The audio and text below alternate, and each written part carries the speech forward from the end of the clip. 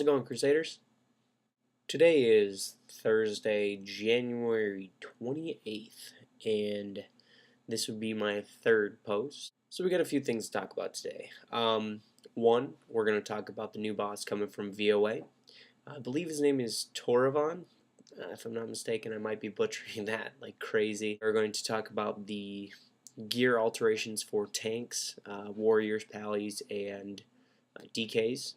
We are also going to be talking about Blizz's F-up on buffing and nerfing. And the last thing we're going to be talking about is the alterations to the dungeons, like VH, Nexus, and a few others.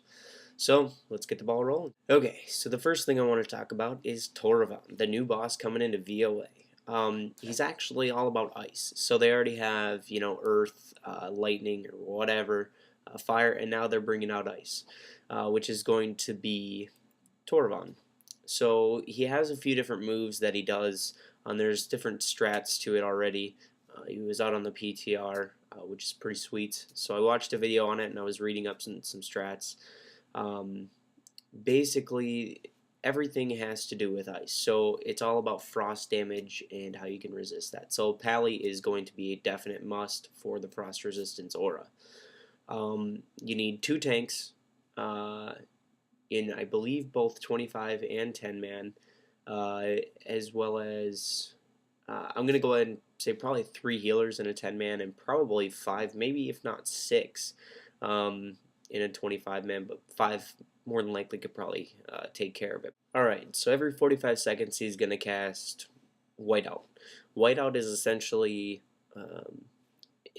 it increases the frost damage by like 20%, so it acts as kind of like a soft enrage timer. As soon as he hits 100%, it's going to be extremely hard for those healers to keep people up. The other thing he does is called freezing ground, basically stunning the tanks in place for around 4 seconds, and I believe it's anybody around him within like 4 yards or something like that. Anyways, it's going to make it extremely hard for the tanks to keep up on him because they're not going to be able to dodge or parry. There is also Frozen Mallet, which is going to be pretty much primarily casted only on tanks. It will hit them and it will cast a stacking. I don't know if it actually stacks, but it's going to cast a dot for around 10 seconds. There is the strategy toward this that tanks will have to learn, and I will talk about that in a couple seconds here. But the other move that he does, and basically is the one that the raid kind of has to keep a lookout for, is called Frozen Orbs. Frozen Orb is essentially these balls that spawn from these runes that are like big blue circles that's sitting right on the ground. So they're pretty easy to see. You just got to get away from them. In 10 man there's 1, in 25 man I believe there's 3. So you got to pay attention to those, and ranged actually has to kill them because they do an AoE damage within 8 yards. The tanks need to be switching on and off as far as the debuff goes, because that dot DPS, like I said, you just got to keep the boss going and do it quickly, so the DPS has to be up, as well as kill the Frozen Orbs when they're up. Healers. It's going to be kind of a harder fight for us, mainly just because of the whiteout, this 20% stacking. It's going to be kind of hard to deal with.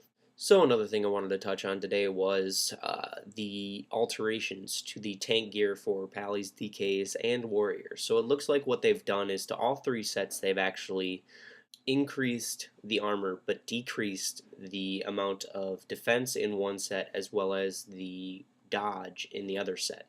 So I believe the lower set is the one that lost the dodge, and the higher end set is the one that lost the defense. So kind of keep an eye on that, but that is the alteration to your T10 gear, so something you definitely want to look into. Alright, so now we got Blizz's major fuck up. Yep, you got it. Blizz made a mistake. So essentially what had happened was they literally said, yes, we understand we made the mistake of buffing classes too much and nerfing classes too much.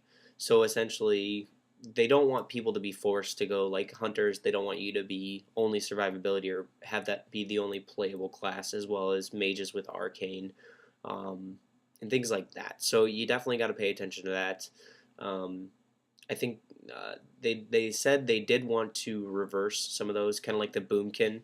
how they're giving you your crit back, and altering Ellie Shamans so that enhancement isn't the only thing that people play anymore. Um, so definitely keep an eye on that. Keep an eye on MMO Champion or even my posts, where I'll be kind of keeping up to date on that. So one of the things I wanted to talk about was the dungeon alterations. Essentially, what they're going to be doing, they're going to be altering like 6 or 7 dungeons. Not like huge updates, but in all honesty, is going to make them quite a bit easier. So like you have Halls of Stone, Bronzebeard's going to be walking faster now. FOS, the first boss is going to cast less Mirrored Souls, as well as the trash is going to be quite a bit easier. The Nexus, Anomalous is going to cast the Rift only once during the interaction.